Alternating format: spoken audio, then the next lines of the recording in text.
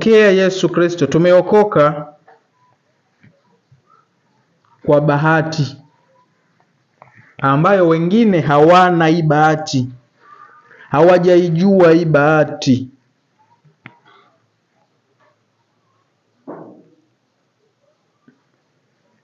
Mwanadamu anapozaliwa anazaliwa na dhambi, na zile dhambi akisha kuwa ndipo zinaambatana naye. Akiwa bado mdogo zinamsubiri. Akifikisha umri wa kujitambua tu, wa kufahamu hili jema hili baya, tayari dhambi za urithi zinafuata kabla hata hajatenda mwenyewe dhambi. Tunasema watoto wadogo hawana dhambi, lakini wakisha jitambua wanachukua dhambi ile ya Adamu na Eva, na tayari wanaanza kuhesabiwa dhambi. Na akifa akiwa bado ni mdogo lakini anajitambua, motoni moja kwa moja. Labda asijitambue, umri wa kujitambua uwe bado. Sasa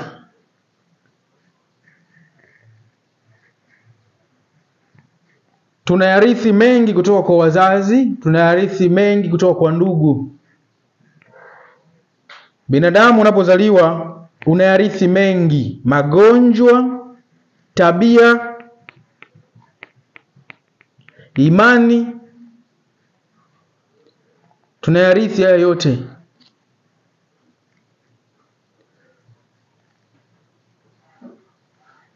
Unaweza kusema mimi sijarithi, lakini ukaja kuyaona mbeleni wakati wa maisha yako. Mpaka matatizo tunayarithi. Ni kwa sababu gani? Uovu bado unawafuata wanadamu, kama jinsi ya dhambi ya Adamu na Eva inavyotufuata sisi leo. Laana ya Adamu na Eva, unaweza ukajiuliza sasa, kwa nini Mungu aliwalaani wale kwamba mtakufa? Na kwa nini sisi leo watu laana inaendelea? Bwana Yesu asifiwe. Lakini sisi tumeokoka.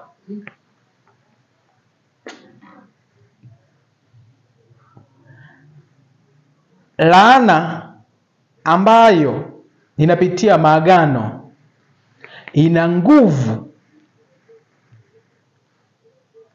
nguvu mpaka uachiwe nafasi ya kukataa, nafasi ya kujitoa, nafasi ya kusema kwamba laana za wazazi, laana za ukoo nazikataa kuanzia leo.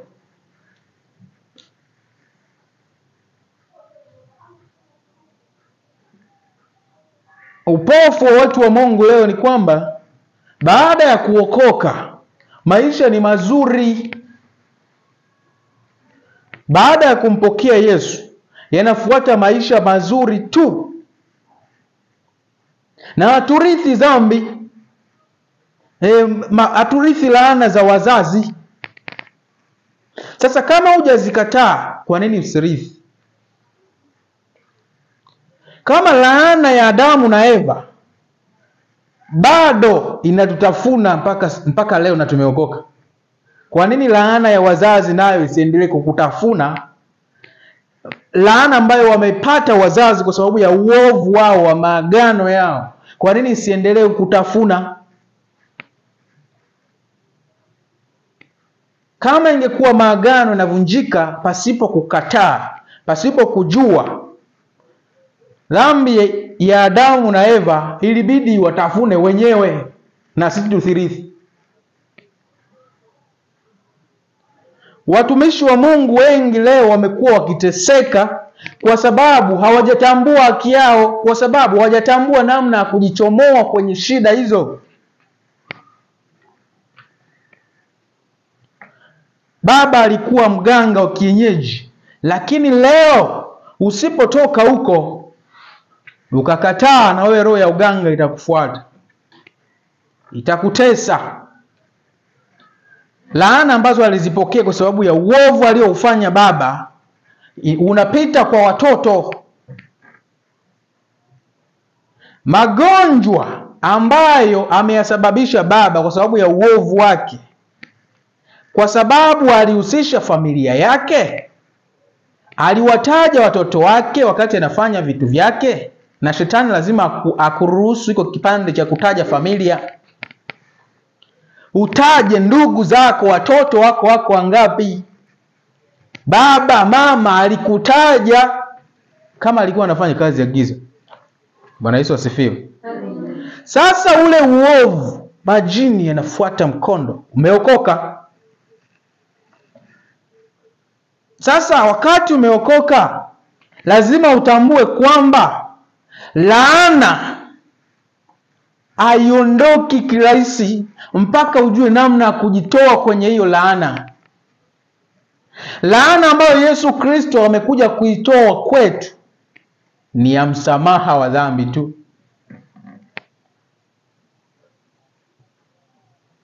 Kufa kupo pale pale, kuzaa kwa shida kupo pale pale, sijui kula kwa shida kwa jasho kupo pale pale. Kwa sababu gani? Ni laana ambazo zilikuwa za maagano. Mungu aliagana na Adamu na Eva, usipotii hakika, huo ni mkataba. Bwana Yesu asifiwe. Hakika utakufa, huo ni mkataba. Kwa hiyo mpendwa, usiondoke kwa Yesu, baki ili upate maarifa kwamba umeokoka. Lakini una ndugu ambao wamekuzaa, una wazazi, una baba, una mama, una babu na bibi, walikuwa wachawi, walikuwa waganga wa kienyeji, wengine walikuwa ni Freemason, wengine walikuwa ni washirikina. Kila baada ya mwezi wanaenda kwa mganga kwenda kutoa sadaka. Wakataja familia yake, wakataja na familia hiyo ambayo na wewe ukiwemo.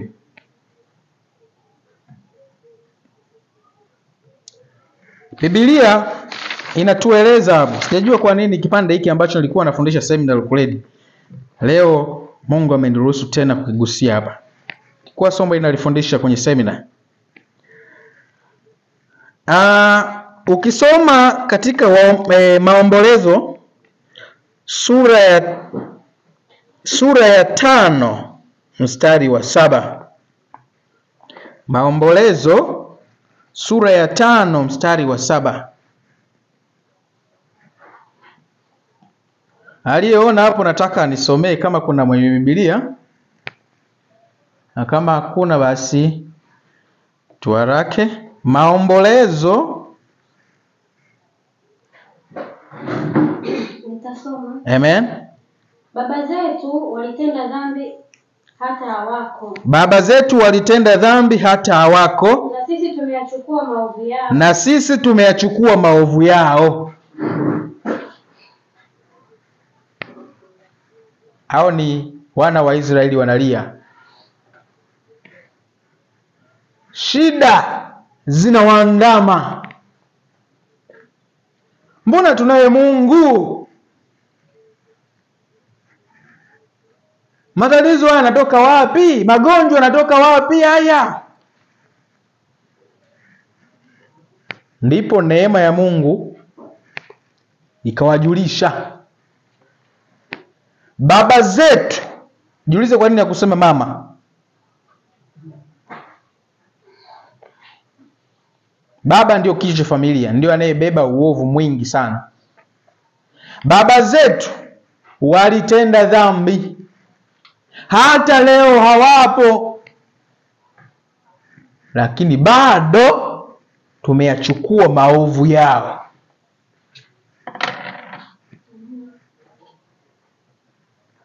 Kwa nini nakwambia hivi? Utanielewa nikimaanisha hivi.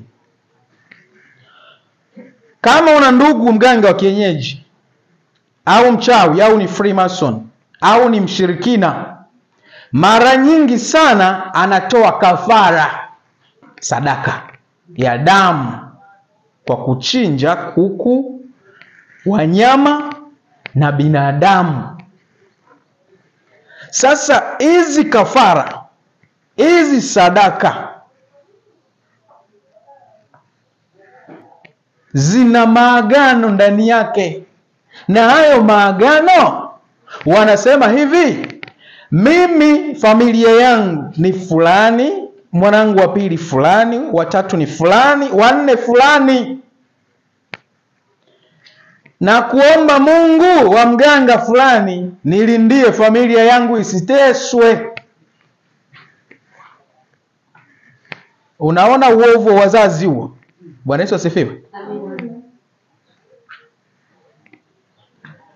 Anampa shetani familia yake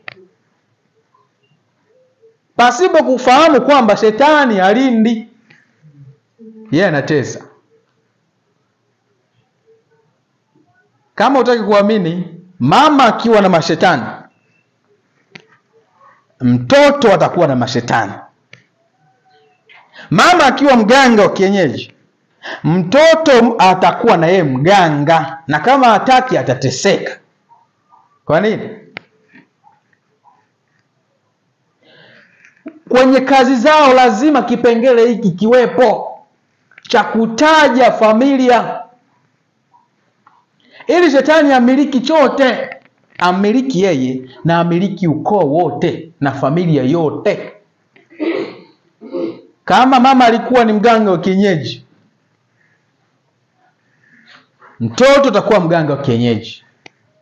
Mama alikuwa mchawi, mtoto atakuwa mchawi. Mama alikuwa mshirikina, mtoto atakuwa mshirikina. Sasa kama mama alizoa matatizo, yasipite kweli? Mama kwa sababu aliweka mkataba, akawa anateswa na kifua kikuu, akawa anateswa na tumbo, akawa anateswa na ndoto mbaya. Watoto watapitia mateso hayo kwa sababu yana nini? Yalichinjiwa damu. Mtoto yote ambaye atakuwa anakataa, kiapo kile cha damu kinarudiwa na Lucifer kwamba nilipewa huyu mtoto wa kwangu. Kwa nini sasa asirisi ugonjwa huu? Nani anaukemea uondoke? Sasa anakuta mtoto huyo ndio wewe, sasa umeokoka. Mungu anasema huyu alikiri kwamba ni wa kwangu, amepata saa ya toba. Shetani si alimshtaki nani? Ayubu. Anashitaki mpaka leo. Kama alipata saa ya toba, ni lini kiapo cha damu cha baba yake kilivunjwa? Ni lini alizungumza kwa kinywa chake kwamba aliyoyafanya baba yangu na bibi yangu yasinifuate, na mimi najitoa kwenye mikataba hiyo na mafundo hayo? Wanafunga mafundo hivi. Mungu pale anakuwa anaangalia, anasema amenikiri mimi. Yeye shetani anasema sawa, ni wa kwako, lakini vipande vya kwangu vilivyopo ndani ya maisha yake vitaendelea kuwepo mpaka atakapokubali kukataa. Bwana Yesu asifiwe. Ukifa mbinguni, lakini maisha ya duniani kuna vipande vya shida utarithi kwa wazazi. Umasikini utarithi. Ndoa mama alikuwa anapata kwa shida, ndoa haieleweki, na we utarithi ndoa ya hovyo. Watoto hawapati waume, waume wapati wake, wa kueleweka ni shida tu. Lakini bado wapo kanisani. Tunaendelea kuomba Mungu. Mungu tusaidie. Tunaongeza maombi kila siku, pasipo kujua kumbe ni kukataa na kujitoa kwenye mafundo na maagano. Bwana Yesu asifiwe. Amina. Yesu ametutoa huko kwenye laana ya kutokusamehewa. Hawezi kufuta laana. laana ngumu kufutika kwa sababu zina maagano. Hakuna mwanadamu ambaye hata kufa, labda tu itokee wakati wa Mungu wa kurudi umefika, ndo atakuwa amepata nafasi. Lakini si ameokoka, si ameomba Mungu msamaha, ametubu, kwa nini bado laana inaendelea kutembea? Ina sababu. Usitoke kwa Yesu, utapata tabu sana. Mafundisho haya yangewakomboa wengi. Utapata nguvu ya wewe mwenyewe kupambana na maisha unayoyapitia. Vitu vingine sio mpaka vya kuja kuombewa kila Jumapili. Bwana Yesu asifiwe. Nilipotambua hilo, nikasema kumbe saa nyingine ni kutokujua. Ukijua utakuja kupiga magoti muda wote hapa kila Jumapili, wakiitisha maombi upo. Wakiitisha maombi wa madhabahu upo. Vingine kumbe ulikuwa na uwezo wa kutatua mwenyewe. Bwana Yesu asifiwe. Nilipotambua hilo, nimepata kiburi cha kupambana na majini yote yenye vyeo vyote, wachawi na waganga wote wenye vyeo vyote. Siwaogopi. Na nathubutu kusema hata hapa leo, hakuna mchawi, hakuna mganga, nampa majina yangu yote 3 na 4 akitaka. Akatupe hilo albadiri kama anaweza. Bwana Yesu asifiwe. Kwa sababu gani? Nimetambua wapi shetani anatuonea. Magonjwa unayoyapata kila siku, leo hiki, kesho hiki, kesho kutwa hiki, tondogoro hiki, mimi niliyasahau. Bwana Yesu asifiwe. Kwa sababu ya kutambua kwamba kumbe saa nyingine tunajitesa kwa kutokujitoa kwenye maagano. Mama alivyokateseka wakati yuko kijana, na wewe unateseka umo. Toka huko, jitoe. Bwana Yesu asifiwe. Chomoka huko, sema leo natoka kwenye maagano ya wazazi. Na ni mbaya saa nyingine mpaka tunapokaa ni kwa waganga wa kienyeji. Amechimbia kila kitu. Hata ukaomba, nguvu zinapingana hiyo. Shetani anasema hii sehemu nimetolewa madhabahu mimi. Mungu anasema huyu ni wa kwangu, usimguse. Na yeye anasema nimetolewa mpaka yeye mwenyewe mama yake amenitajia. Namgusa ila akifa si wa kwako. Ndani ya mkaliki. Paka unatembea, wanalia. Maisha yako yanaenda ama yaendi. Ukitambua leo kwenye wokovu, utampiga shetani. Bwana Yesu asifiwe. Namalizia somo langu kwa dakika hizo baki.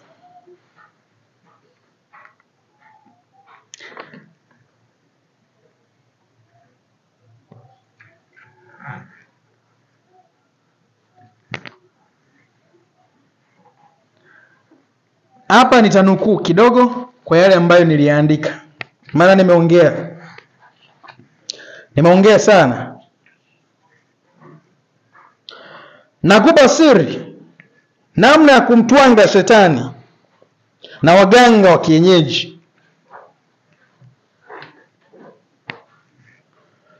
Mtu uliokoka huna sababu ya kuwahusudu waganga wa kienyeji. Ni mapepo kama mapepo mengine. Ni wachawi kama wachawi wengine. Waganga wa kienyeji. Hata kama akawa ni mama, akawa ni baba, kuwa makini.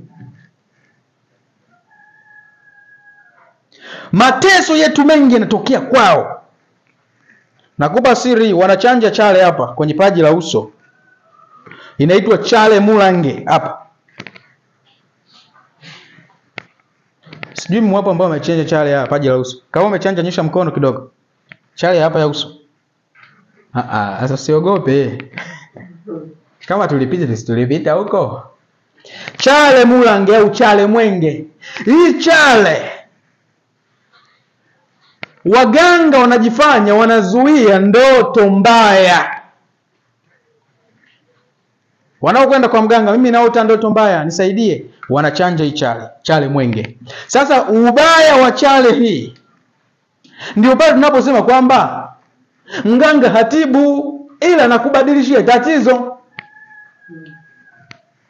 Chale mwenge inabadilisha uwezo wa macho yako ambao unaona mateso. Inabadilisha uwezo wa sikio lako la rohoni ambao linasikiaga mchawi akifika. Ndoto mbaya ni ishara kwamba kuna kitu kinaendelea. Sasa sikio lile ambalo linasikia hizo ndoto mbaya, macho yale ambayo yanaonaga ndoto mbaya, ndo yanazibwa hivi na chale unaopachikwa hapa. Chale mulange. Sikio la ndani linazibwa, jicho la ndani linazibwa. Hutoona ndoto mbaya kuanzia chale hiyo, na utamsifia mganga amekuponya. Kumbe ameziba jicho la ndani la rohoni, ameziba sikio la ndani la rohoni, ambalo mchawi akija hilo linakusaidia kujua kama mbona kama leo nilivamiwa. Likisha zibwa, ubaya wa chale hiyo, ubaya wa pili, kila unapotembea mchawi akikuona hivi, anajua hiyo chale, anaiona katika ulimwengu wa roho. Sio anaiona hivi, hata kama yuko mbali anaweza asione hapa, lakini anakuona. Ile ni mali yetu.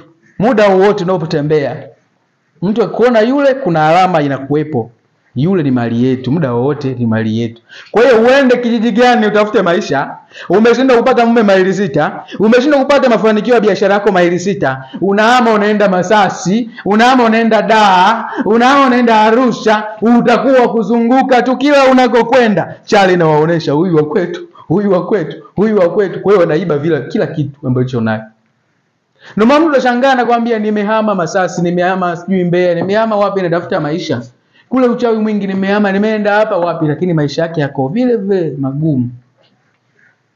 Ana chale mwenge, chale tochi. Usiwahusudu waganga wa kienyeji. Baki na Yesu ili uendelee kuenjoy keki.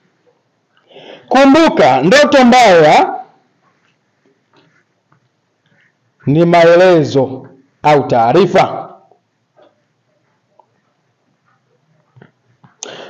Pili, sehemu ya paji la uso ambayo waganga wa kienyeji wanaweka chale, sehemu hii mara nyingi ukaliwa na nyota ya mtu. Sasa je, jiulize, unayechanjwa chale, wewe ambao unanisikiza tena mtandao, unaenda kwa mganga wa kienyeji, unachanjwa chale. Sehemu ambayo nyota yako ndipo ilipo, nafsi yako ndipo ilipo, inang'aa pembe zote 5 za mafanikio ya duniani. Halafu mganga anachanja chale hivi, anaharibu hata nyota, anaharibu nafsi.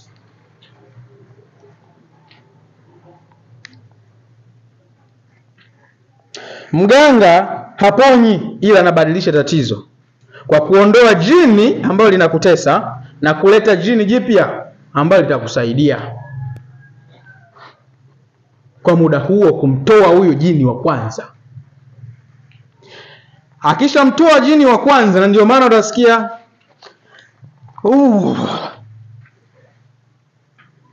tunaita nakuita. Kuna lugha wanaitumia, wanachoma na udi, manukato yale ya udi makali yanaita jini liliko ambalo amelitaja pale. Wakati anaongea kuna jini analitaja usika. Likipanda hilo kichwani, maana yake ameshafika. Ndio kazi ya udi, inaita majini. Na ndio maana mganga hawezi kutibu mpaka apandishe, na lazima achome udi. Bwana Yesu asifiwe. Ule udi, lengo kuu ni kumuita jini lije. Bila udi manukato hayo hawezi kuja, labda anuie manukato mengine. Akishafika ndipo anaingia sasa, anaambiwa muingie huyu, mtoe huyo aliyokuwepo. Anamtoa anayekuumiza tumbo, anaingia yeye. Baada ya hapo tumbo limepona. Sasa aliyeingia kumbe ni wa kansa. Sasa baada ya miaka 2 utasikia tena kansa. Pona tumbo juzi, kaenda kwa mganga kapona, leo kansa. Kwa Yesu pekee ndiko ambako kuna uzima. Ukitambua hilo, tembea kifua mbele. Bwana Yesu asifiwe. Namalizia.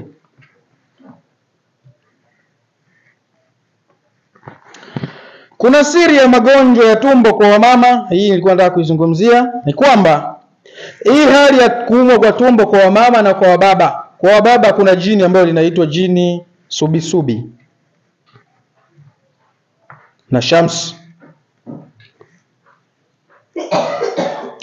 Majini haya ndiyo yanayosababisha matumbo. Kwa hiyo ukiona tumbo alieleweki baba, piga hapo jini subisubi, jini Shams, niachie kwa jina la Yesu.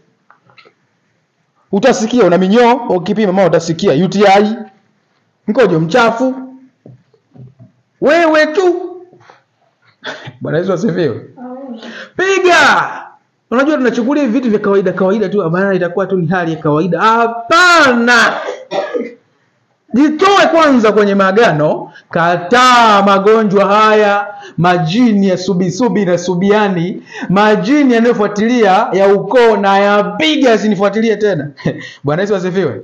Mimi na miaka mingapi sijawahi kuumwa. Alafu najiuliza, kwa nini mimi siumwi? Sijisifu kwamba sababu na damu ya group O. Ikitokea ishara ya kuumwa na kumuta hapo hapo, alafu najitoa kwenye maagano yao. Yaani huo ndio wimbo. Ikitokea ishara kidogo na izima hapo hapo, alafu namshangaa Mungu inatokea. Sijisifu kwa sababu unayemsifu ni Mungu. Bwana Yesu asifiwe. Tambua jini Shamsi hapo wa baba tumbo. Kwa wamama kuna jini linaitwa Ashuran. Mwingine ni Zaniat. Waganga wa kienyeji kuwatajia majini unayajua. Na watakuuliza umepata wapi? Sababu wanayanuia kwa watu. Ashuran, Lamla. Na nyingine ni majina ya watu. Na Subiani.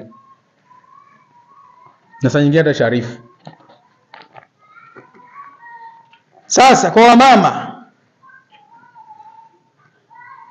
dalili ya kwamba tumbo lako sio sahihi, linaungana na kichwa na miguu kuwaka moto. Yote kwa pamoja. Ishara hiyo. Ukiona hivyo piga. Ambia Shetani, wewe hapana, niache kwanza. Hapa sio sehemu yako, nimekugundua. Wewe ni Ashuran. Toka! Shetani ataacha kukuonea.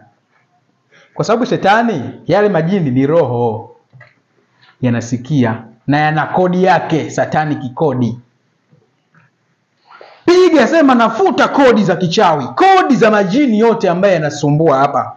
Na yapige kwa jina la Yesu, na kodi zao nazifuta kwa moto. Kodi zile ukizifuta, majini hayo yanakosa sababu ya kubaki, yanaondoka. Nakupa hii siri, sio kwamba naongea mdomoni. Tunayakunguta majini kwa mtindo huo. Bwana Yesu asifiwe. Tunayapiga majini kwa mtindo huo na yanaondoka yenyewe. Kwa sababu hatuna mkataba, hatuna chale ambaye inatufanya Shetani atuhukumu kwamba chale hii wapo hiyo ya kwetu hiyo. Tumeshatoka, tumeshajivua. Na maombi ya kujitoa kwenye mafundo na maagano na vifungo ni maombi ya kila siku. Lakini ambatanisha na funga. Bwana Yesu asifiwe. Ukiona dalili ya maisha yako ndani ya wiki hii hayako sawa au wiki iliyopita yako sawa, piga funga kwanza masaa angalau 12. Alafu omba maombi haya: natoka kwenye maagano, natoka kwenye vifungo, natoka kwenye mafundo, najichomoa kwenye laana ya babu na wazazi, sirithi uovu huo. Utaniambia baada hapo maisha yanaenda vizuri. Bwana Yesu asifiwe. Maombi ya kufunga ni maisha ya Mkristo. Mimi hiyo ndio ishara yangu. Kuna muda naona hali inaanza kutibuka. Hiki kinaenda ovyo, hiki kinaenda ovyo. Najua hapa shetani amesimama. Sijafunga karibuni. Nikipiga funga na maombi haya, baada ya hapo kama ilikuwa hali ngumu, hela zinakuja hivi. Kama ilikuwa afya, magonjwa hapo nitayasikia. Kama ilikuwa tunaombea nini, utaona mambo yanaanza kunyooka. Yanaenda, nguvu inaisha. Natamani ufunge tena. Unafunga tena. Mkristo, maombi ndio hayo. Na jinsi ya kuishi ndio hivyo, vinginevyo shetani anakuonea. Bwana Yesu asifiwe. Namaliza somo langu.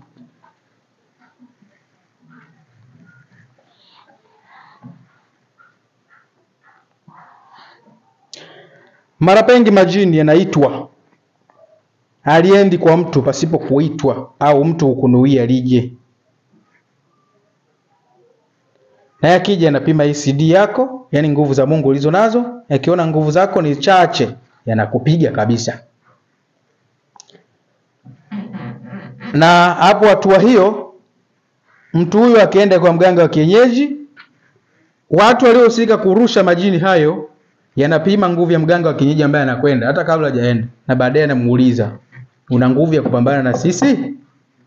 Huyo mtu akija muongezee jini arudi, mwambie aende kwa mganga mwingine, au mpe jini ambalo litamzuga tu na ataenda kwa mganga mwingine. Na ndivyo wanavyofanya watu ambao wanaenda kwa waganga wa kienyeji. Lakini kwa kumalizia, nimalizia kusema kwamba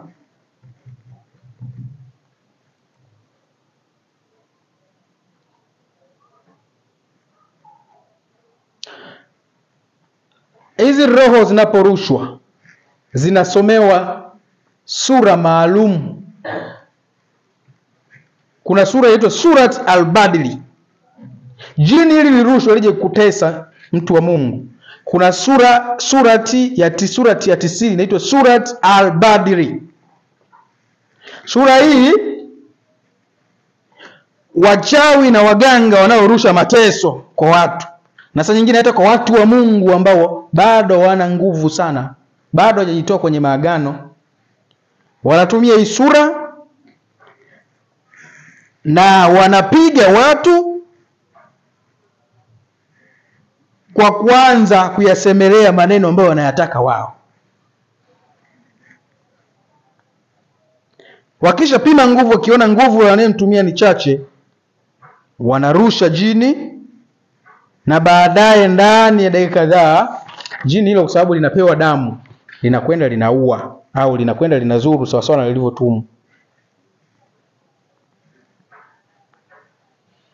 Wapendwa, hakuna sababu ya kutoka kwa Yesu.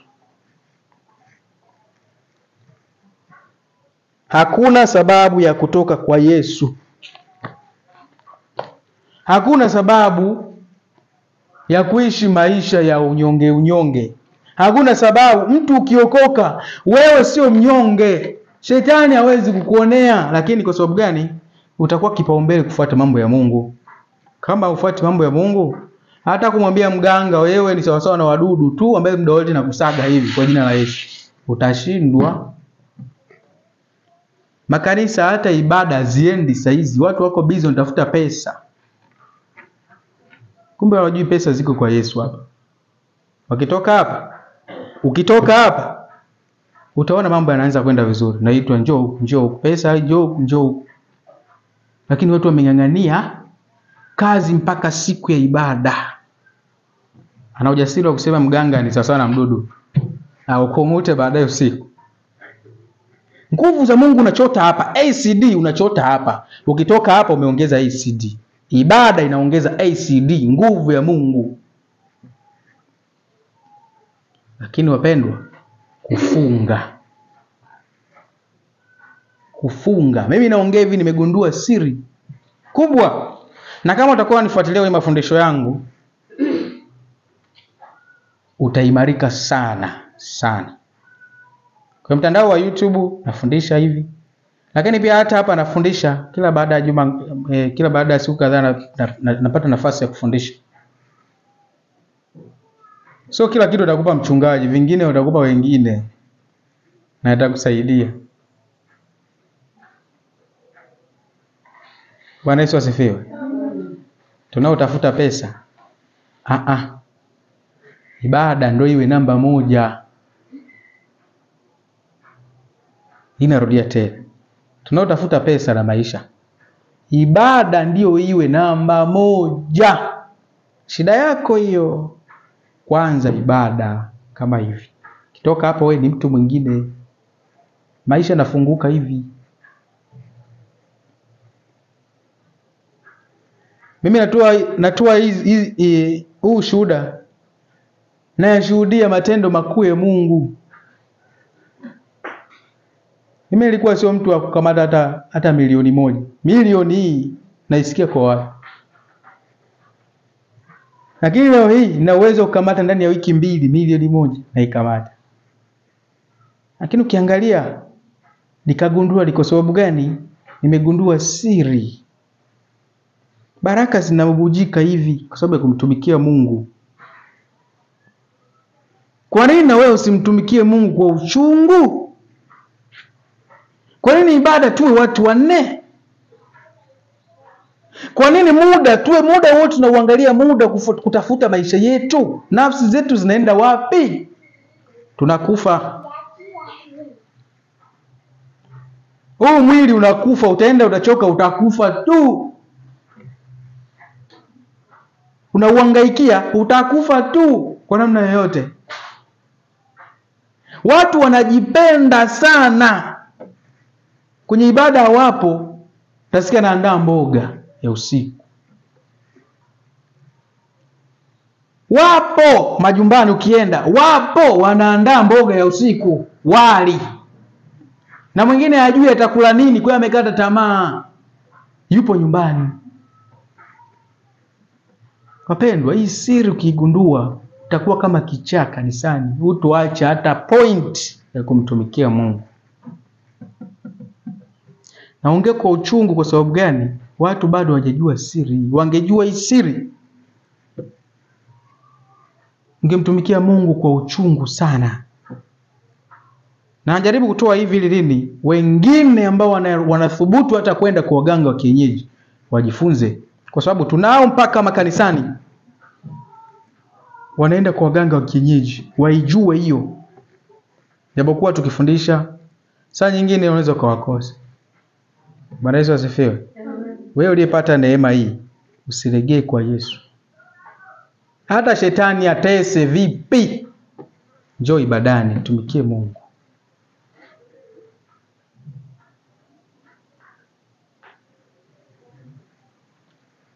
Kuna wimbo tunaimba, hata shetani anitese lakini mimi sitojali, namtumikia Mungu tu. Nitabaki kumwabudu Mungu tu. Sasa tufike hatua tugundue kweli siri ya Mungu ambayo imejificha na siri ya ulimwengu wa roho ambayo imejificha. Basi nimefikia mwisho wa somo langu, na baada ya hapa taimba nyimbo kuabudu. Takwenda kumwambia Mungu, ujumbe huu kasimame na mimi, unitie moyo. Ujumbe huu unikumbushe kusimama kwenye wokovu. Kulegalega kwangu unikumbushe kuna nafasi ya mwisho ninayo ya kukutumikia. Baada hapa naondoka, hakuna nafasi tena ya kutumika. Baada ya hapo nitakaribisha wenye shida ya maombi. Asante Yesu. Amen. Asante Yesu. Amen. Asante Yesu. Amen. Haleluya. Amen. Tusimame ili tumwabudu Mungu. Unatupenda. Amen. Unatupenda. Amen. Unatupenda. Amen. Haleluya. Amen. Wewe ni mwema. Amen. Wewe ni mwema. Amen. Wewe ni mwema. Amen. Haleluya. Amen. Ni mponyaji. Amen. Ni mponyaji. Mungu anaona shida unazopitia. Ndio maana ameleta somo hili. Shetani asiendelee kukutesa. Leo iwe mwisho. Haleluya. Amen. Twende mbele za Bwana tumwambie Mungu atembee na sisi na abadilishe mienendo. Katika jina la Yesu Kristo, Mungu mwenye haki. Mungu unayesikia. Mungu unayejibu. Tazama tuko mbele zako watoto wako. Tumesikia maneno yako. Tazama hata na huyu ambaye amesikiliza kwa njia ya mtandao.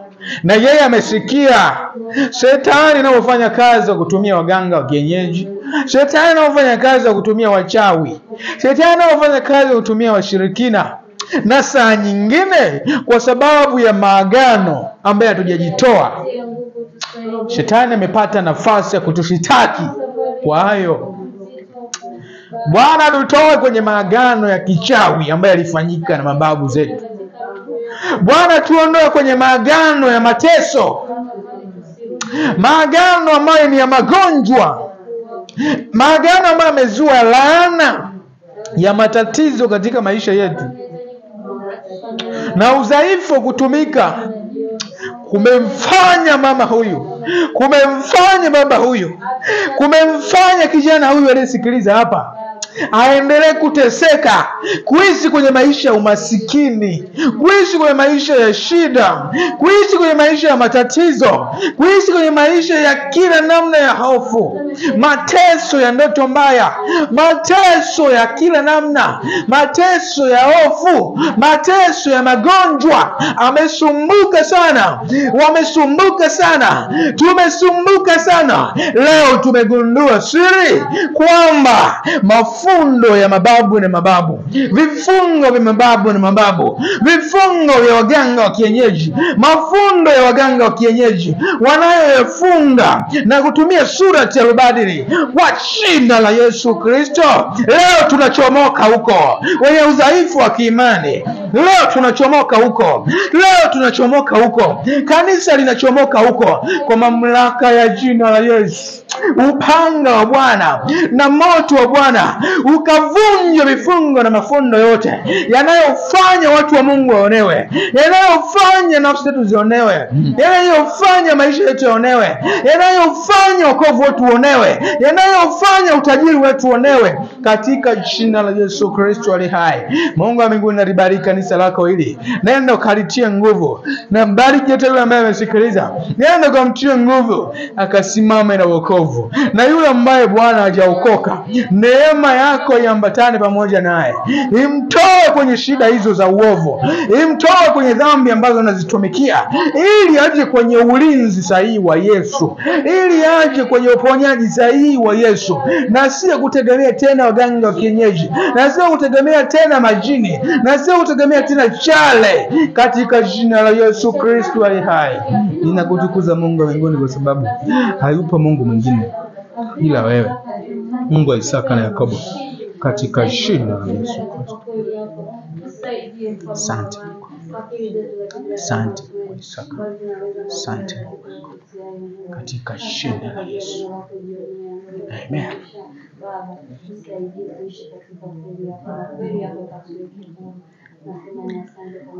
Basi nitakwenda kufunga ibada hii moja kwa moja, na baada ya hapo tutawanyika, lakini wenye hitaji la maombi tabaki tufanye maombi. Na limidi jina lako Jehova tena kwa wakati mwingine, nikiahirisha ibada hii. Ujumbe wako tumeusikia na mimi nimeusikia, kwa sababu hauwaimarishi wao tu, na mimi unaendelea kunikumbusha kuvunja uovu ambao upo. Na kabidhi watu wako hawa, watie nguvu, wakumbushe kwamba wamebakiza siku chache za kukutumikia, na baada ya hapo wana hukumu mbele yao ambayo itawafanya sasa wakutumikie kwa jasho, wakutumikie kwa hasira zote, wakijua nafasi imebaki chache sana. Angalia na hawa ambao wametusikiliza kwa njia ya mtandao. Gusa nafsi ya huyu ambaye naona anateseka na magonjwa. Gusa nafsi ya huyu ambaye anateseka na ndoto mbaya. Gusa nafsi ya huyu ambaye kukicha ni kwa waganga wa kienyeji na kutoa kafara. Mkumbushe yupo Yesu ambaye ndiye dawa yake. Asante Mungu wa mbinguni, maana ujumbe utaenda kuzingira maisha ya watu wako hawa na kuwakumbusha majukumu yao pasipo kuzembea katika kutumikia. Asante Mungu wa mbinguni, maana hakika utaendelea kutenda makuna ya ajabu, na watokapo hapa baraka zako zikaambatane pamoja nao, ulinzi ukaambatane pamoja nao, mateso ya magonjwa na ndoto mbaya yakawaache katika jina la Yesu Kristo. Natangaza uponyaji kwa mwenye magonjwa, natangaza uzima kwa mwenye shida, natangaza ndoto njema kwa mwenye ndoto mbaya, natangaza matumaini kwa aliyekata tamaa, natangaza moto kwa aliye baridi katika jina la Yesu Kristo. Mungu wa mbinguni, asante, maana hakika utaenda kufanya hatua zao kuwa baraka na kupata kibali katika maisha yao na kazi za mikono yao, katika jina la Yesu Kristo nikiomba na kuamini, amen. Basi tuende na amani ya Bwana na Mungu atubariki. Kwenye maombi, taja maombi, basi tuonane tufanye maombi.